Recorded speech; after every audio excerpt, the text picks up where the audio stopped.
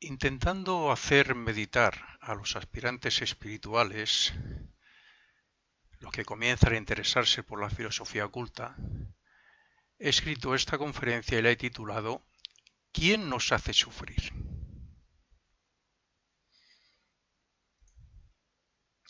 Muchas veces nos quejamos de que llevamos una vida estresada y de que los problemas y las preocupaciones no nos dejan vivir.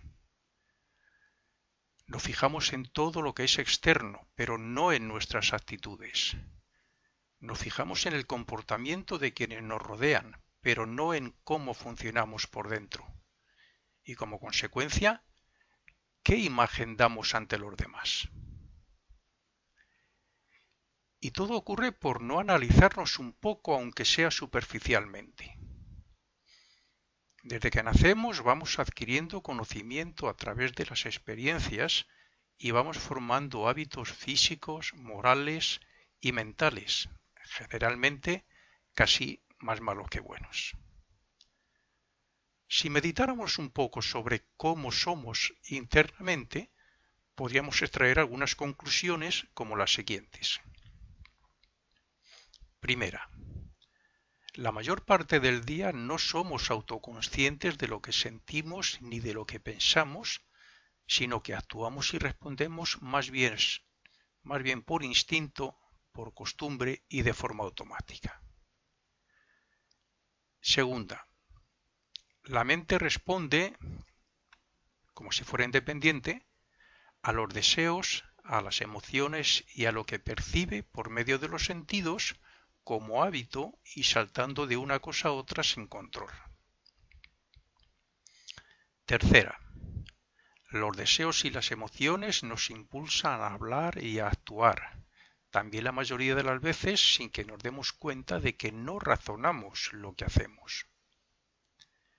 Cuarta, no nos damos cuenta de que por encima de dichos deseos y de dichas emociones dominantes está la mente razonadora y que por encima de la mente está nuestra propia voluntad. Quinta, si por medio de la voluntad controláramos la mente, la relajáramos y la utilizáramos para responder voluntaria y conscientemente, nuestra vida sería menos estresada, más libre y más feliz. Un simple problema burocrático, oficial u otro cualquiera nos puede quitar el sueño y crearnos ansiedad. Un mal pensamiento puede hacernos celosos e incluso ir más allá. Una emoción no razonada nos puede causar ira o llevarnos a actuar violentamente, y así sucesivamente. ¿Y todo por qué? Pues porque no tenemos control sobre lo que somos internamente y porque nuestra mente, esa que algunos llaman la loca de la casa, anda de un sitio para otro sin centrarse en nada lo suficientemente como para hacernos ver que hay un problema pendiente que resolver. Generalmente, cuando la mente se fija en algo que parece preocuparla, tampoco lo hace para solucionarlo, sino para obsesionarse con que hay algo pendiente que hacer. Fijaros que estoy hablando de la mente como si fuera algo independiente que actúa por sí misma. Y lo hago así porque parece como si en nosotros mismos, hubiera dos personas. La persona que más representación tiene en nosotros es la que responde de manera automática, instintiva y por costumbre. Es decir, la que piensa continuamente y va de un tema a otro sin motivo y sin razón, o la que se deja dominar por los deseos y las emociones. Pongamos un ejemplo. Una persona que está viendo una película en la televisión y su mente está pensando, por otro lado, en lo que tiene pendiente en el trabajo o dónde va a ir el fin de semana y que incluso en un momento dado se ve dominado por emociones de lo que está viendo, ese sería un caso. Si esa persona se diera cuenta de que se está perdiendo la trama de la película o que en un momento dado se ha emocionado o ha sentido odio o asco por lo que está viendo, podría decirse a sí mismo: no soy dueño de mí mismo porque mi mente anda pensando lo que la viene en gana y yo actúo como si lo que estoy viendo fuera parte de mi vida real. Perdemos nuestra identidad y nos identificamos con lo que nos rodea, con lo que estamos viendo. Analizando esto, podemos decir que hay una personalidad inconsciente y autómata y otra que algunas veces se da cuenta de eso y actúa voluntaria y conscientemente. En realidad, ¿qué somos? Somos el resultado de lo aprendido y experimentado, de la educación recibida, de lo percibido entre las personas con las que nos hemos juntado y lo de las atmósferas psíquicas donde nos hemos movido, de los hábitos que hemos creado, de los prejuicios y condicionamientos sociales y, por consiguiente, de la interpretación que hacemos de todo lo que vemos y lo que nos ocurre según lo que creemos ser. De todo eso depende el que yo me incline por hacer el bien o el mal, o que me decida por lo correcto o por lo incorrecto. Pero, claro, eso es así siempre y cuando yo no me identifique con mis deseos, con mis emociones, ni con mi mente. Si yo voy a un centro comercial y veo algo que creo que me gusta y me lo compro para luego no usarlo, es que he sido dominado por un deseo. Si pruebo cierta comida y me gusta hasta el punto de comerla muy a menudo porque me atrae, estaré dominado por otro deseo. Si mi mente es de las que se descontrolan cuando vamos conduciendo el coche y un día tenemos un incidente con otro y nos alteramos o discutimos, es porque no tenemos control sobre la mente y porque hemos permitido que se acostumbre a pensar indebidamente cuando conducimos, y así con otras muchas cosas. El resultado de todo esto es que creemos ser esos deseos y esa mente, y por eso actuamos impulsiva, instintiva y automáticamente. ¿Cuántas veces discutimos con otros porque hemos dicho algo que no debíamos sin darnos cuenta? Seguro que muchas. Y eso nos trae disgustos, pero ¿qué opinaríamos si los demás pudieran ver lo que pensamos? Entonces nos daríamos cuenta de que la mente nos puede meter en problemas muchas veces. Y que decir tiene que cuando las cosas no nos salen como queremos, culpamos a los demás o a nosotros mismos, o lo achacamos a la mala suerte. No nos damos cuenta de que el mundo cambia porque evoluciona, ni que nosotros somos el mismo que ayer, ni el de hace un mes, ni tampoco somos y mucho menos el de hace 3 años. El problema está en que no somos autoconscientes de nuestro comportamiento ni de nuestro funcionamiento interno, o sea, de lo que pensamos y de lo que sentimos, lo que deseamos, de nuestras pasiones, vicios, hábitos. Lo que ayer veíamos bien, hoy lo podemos ver mal, pero si buscamos su lado bueno, haremos que lo que vemos mal casi seguro que se convierta en bien. Lo que nosotros decimos que es correcto, que es bueno o malo, puede ser interpretado por otra persona en sentido contrario. Y todo porque esa persona es el resultado de toda una serie de cosas, como ya dije sobre nosotros mismos, que le hacen totalmente diferente a nosotros.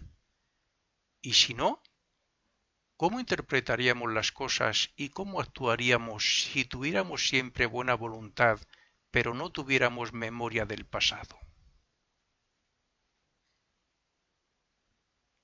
¿Qué diferentes seríamos? Cuando hacemos planes de futuro y la imaginación nos lleva a alcanzar el éxito aquí y allá, pero al cabo de un tiempo nos damos cuenta de que no lo podemos conseguir, el resultado de todo eso es el sufrimiento, el malestar o incluso culpar a otros. Y todo porque nos hemos dejado llevar por la imaginación, que nos ha llevado a unas circunstancias inexistentes y no hemos sabido razonar voluntariamente a tiempo.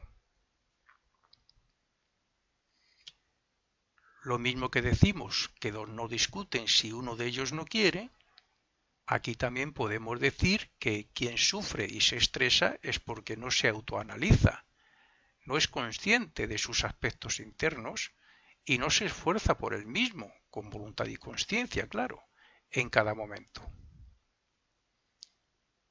Debemos hacernos conscientes y admitir que nuestra casa, la personalidad, es un caos, cuando debería estar ordenada y controlada para así ser más felices, más libres y mejores personas. De hecho, por naturaleza y estando en el grado evolutivo que estamos, deberíamos ser más conscientes de nosotros mismos para evitar cometer los errores que a diario cometemos en pensamiento, palabra y obra. Si nuestra naturaleza fuera lo que normalmente somos, no podríamos evolucionar. Evolucionamos más y para bien cuando nos autoobservamos en cada aquí y ahora para ver cómo piensa nuestra mente, qué sentimos y deseos tenemos, cómo respondemos en pensamiento y de palabra ante cualquier circunstancia, etc. Lo mismo que nos creamos malos hábitos sin darnos cuenta por no ser conscientes de ello y por repetir una y otra vez esa acción, también podemos crear nosotros positivos repitiendo pensamientos, sentimientos y buenas obras y razonando voluntaria y conscientemente lo que hacemos. Para superar estos aspectos personales que nos dominan como si fueran poderosos yoes, debemos observarnos, analizarnos, ver cómo nos dominan y cómo nos perjudican, admitir que eso no somos nosotros como voluntad y conciencia, y darnos cuenta de que podemos imponernos sobre esa personalidad, porque el simple hecho de comprender que la personalidad con sus yoes dominantes no somos nosotros, ya es un gran paso. Algunas personas van al psicólogo o acuden a otros que prometen curar toda clase de trastornos o enfermedades, pero eso no siempre es necesario, ni siempre da buenos resultados, dependiendo de qué profesional se trate. Una persona se puede hacer un obseso sexual por pensar repetidamente en el acto sexual que le incita al deseo de consumarlo. Y este deseo le hace pensar e imaginar más de lo mismo. Otros se hacen alcohólicos o drogadictos porque una vez que lo prueban se deja llevar por el placer y el deseo de consumir más y no razonan ni son conscientes de lo que hacen. Cuando a ratos se hacen conscientes es porque ya están enfermos y es más difícil su recuperación. Pero eso no es lo peor. Lo peor es que esas personas, dominadas por los deseos y por su mente malpensante y sin control, llegan a violar en unos casos y a robar o agredir en otros. ¿Y todo por qué? Porque no solemos ser conscientes de nosotros mismos y porque no nos analizamos para ver cómo somos desde el punto de vista moral, intelectual, emocional ni espiritual. Un gran número de veces culpamos a los demás de nuestro sufrimiento o de nuestros problemas. Les culpamos porque dejan de relacionarse con nosotros, porque no piensan como nosotros o no nos satisfacen, porque nos causan preocupaciones o porque nos han dicho alguna verdad a la cara, y así sufrimos una y otra vez. Pero, ¿cuántas veces nos daríamos cuenta que la culpa es nuestra si nos analizáramos o nos observáramos? Pues seguramente que muchas. ¿Cuántas veces nos damos cuenta, y a veces no, de que el error es nuestro porque lo hemos interpretado mal o porque somos unos mal pensados? Pocas. Luego entonces, ¿Por qué sufrimos la mayoría de las veces? Pues porque nuestros sentimientos y nuestros pensamientos son malos y porque interpretamos los hechos a nuestra conveniencia, buscando un culpable entre los demás y eludiendo nuestra responsabilidad. Si son muchas las veces que interpretamos mal una frase dicha por alguien, sin ninguna mala intención, y a partir de ahí comienza nuestra mente a dar vueltas al tema y piensa mil cosas como respuesta y ninguna buena, y sufrimos y creamos emociones negativas, y éstas crean deseos contra la otra persona, y esos deseos vuelven a estimular a la mente para que siga pensando mal, y así sucesivamente una y otra vez. Terminaremos mal. Los resultados no pueden ser buenos. Y mientras tanto, la otra persona sigue tan tranquila, porque no sabe que sus palabras han sido mal interpretadas, sin haber dicho nada grave ni con mala intención. Otras veces sufrimos y nos amargamos la vida porque nos han injuriado, insultado u ofendido mientras discutíamos con alguien, por poner un ejemplo, el fútbol, o por cualquier otra cosa de las que nos surgen a diario. Es cierto, en este caso nos han podido ofender, pero primero, las palabras no hacen daño físico. Segundo, si lo hicieran, si lo hacen, moralmente, también es porque la persona las interpreta como tal y sin querer ver que si no le da importancia no sufriría ni tampoco pierde nada. Tercero, tomarse en serio una ofensa causa sufrimiento que, a su vez, crea malos sentimientos y pensamientos que a veces llevan al enfrentamiento.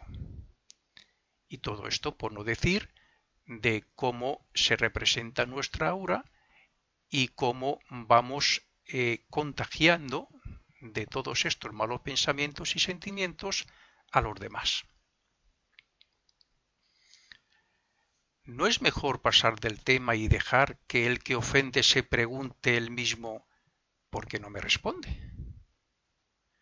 Quizás eso le haga comprender su error y se arrepienta aunque no pida disculpas. ¿Por qué nos torturamos nosotros mismos? Pues porque no estamos recordándonos a nosotros mismos, o sea, de una forma autoconsciente, en cada hora para darnos cuenta de cómo pensamos, sentimos, actuamos o hablamos. Y cuando digo recordarnos me refiero a estar plenamente atentos a nosotros mismos, a ser conscientes, ser voluntariamente conscientes a lo que hace nuestra personalidad. Si esto no es comprensible para algún lector, le pondré un ejemplo. A veces escuchamos una canción que nos gusta, o incluso varias veces, y a partir de ahí nuestra mente se puede pasar parte del día tarareándola, hasta que en un momento dado nos damos cuenta y decimos, ¡qué pesadez de canción! Mi mente no deja de tararearla, de cantarla constantemente. Pues bien, es ese yo que se da cuenta de que su mente está cantando constantemente la misma canción quien debe estar atento, no solo a su mente, sino a todos los demás, a todo lo que expresamos y a lo que internamente sentimos. Tenemos muchos patrones mentales negativos guardados precisamente porque sentimos y pensamos mal.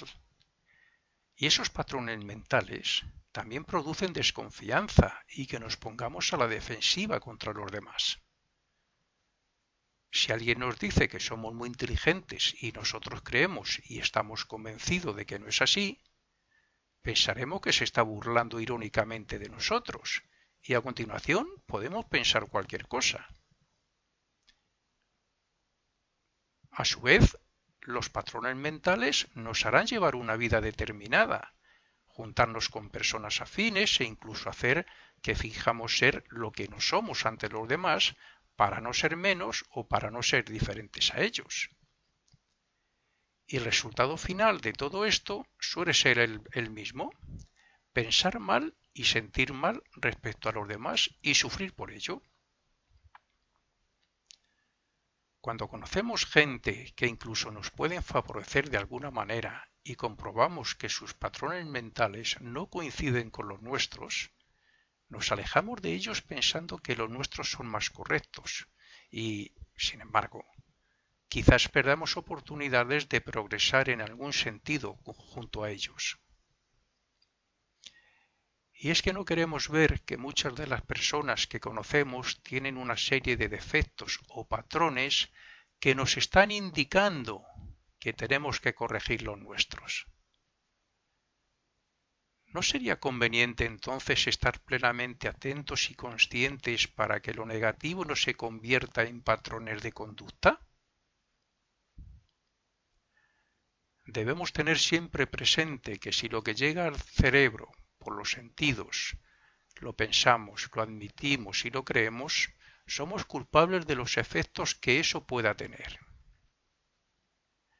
Algo parecido ocurre respecto a los demás, porque si decimos a alguien que es muy malo haciendo no sé qué cosa, es muy posible que lo piense, lo admita y se lo crea. O sea, es muy posible que sufra por nuestra culpa. Por consiguiente, y resumiendo, hagamos una meditación diaria o una retrospección cada noche, como la que se enseña en la Fraternidad Rosacruz más Händel, para ver cómo hemos hablado o actuando en determinadas circunstancias que hayamos tenido a lo largo del día y analicemos qué sentimientos y qué pensamientos hemos expresado o emitido ante ciertas personas o hechos. Entonces nos daremos cuenta de que si hubiéramos sido plenamente conscientes en ese momento, no nos hubiéramos expresado así. Entonces también nos podríamos dar cuenta de que ese yo no es el que queremos expresar y que ese yo nos hace sufrir, tener enemistades y rencor y amargura, etc.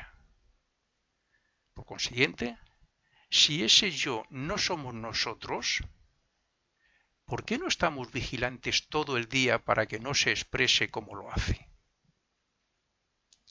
Pues porque hemos cedido a esos hábitos y porque al no querer darnos cuenta de ello, la voluntad se ha debilitado hasta el punto de no querer intervenir. ¿Qué hay que hacer, por tanto? Intentar ser autoconscientes de nosotros mismos para evitar no actuar como ese yo que nos hace sufrir y que tantos problemas nos causa. Para terminar, aconsejo repetir de vez en cuando la siguiente oración que aprendí nada más afiliarme a la Fraternidad Rosacruz más Händel. Si se repite de una forma consciente y voluntaria, se notará su poder y su beneficio, porque a la vez estaremos creando un buen hábito para practicar durante todo el día. La siguiente oración dice: acrecienta mi amor por ti, oh Dios, para poder servirte mejor cada día. Haz que las palabras de mis labios y las meditaciones de mi corazón sean gratas a tus ojos, Señor, mi fuerza y mi Redentor. Si a partir de repetirse esta oración se intenta ser consciente de nuestras acciones y expresiones, estoy seguro de que ganaremos en nuestro desarrollo espiritual.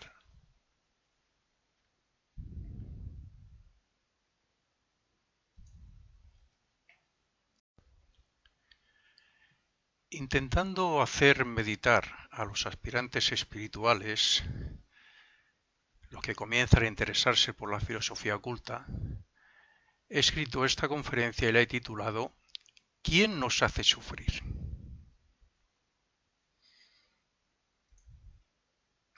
Muchas veces nos quejamos de que llevamos una vida estresada y de que los problemas y las preocupaciones no nos dejan vivir.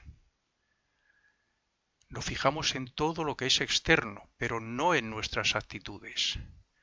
Nos fijamos en el comportamiento de quienes nos rodean, pero no en cómo funcionamos por dentro.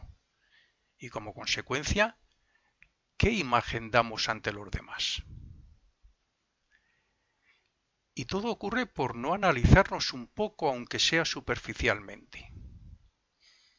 Desde que nacemos vamos adquiriendo conocimiento a través de las experiencias y vamos formando hábitos físicos, morales y mentales, generalmente casi más malos que buenos.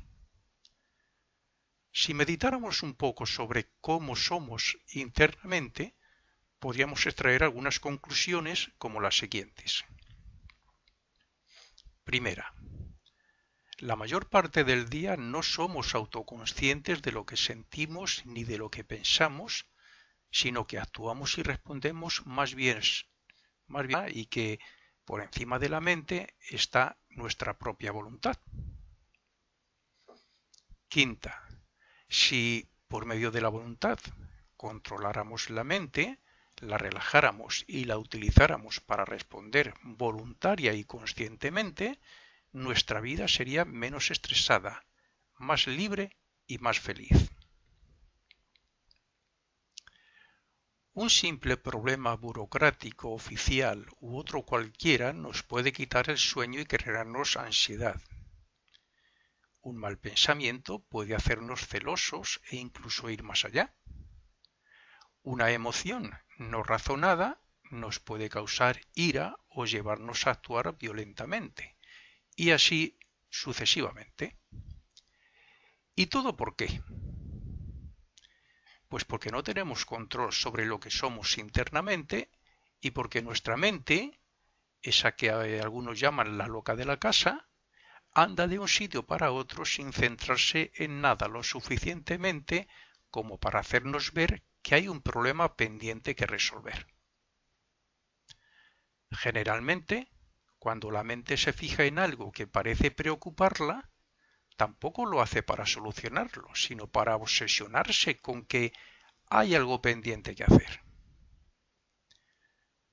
Fijaros que estoy hablando de la mente como si fuera alguien por instinto, por costumbre y de forma automática.